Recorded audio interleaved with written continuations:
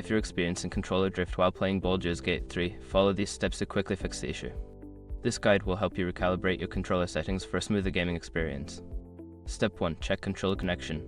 Ensure that your controller is properly connected to your gaming device. If using a wired controller, check the cable for any damage. For wireless controllers, make sure they are charged and paired correctly. Step 2. Update controller firmware. Visit the manufacturer's website or use the corresponding software to check for any firmware updates for your controller. Keeping the firmware up to date can resolve many issues, including drift. Step 3. Adjust dead zone settings. Launch Baldur's Gate 3 and navigate to the settings menu. Look for the controller settings and adjust the dead zone settings. Increasing the dead zone can help eliminate minor drift by requiring more significant movement before the game registers input. Step 4. Recalibrate the controller. If the drift persists, recalibrate your controller.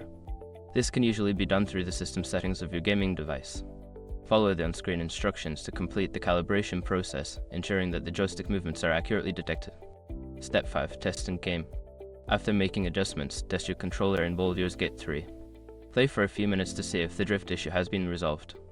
If the problem continues, consider trying a different controller or seeking further technical support.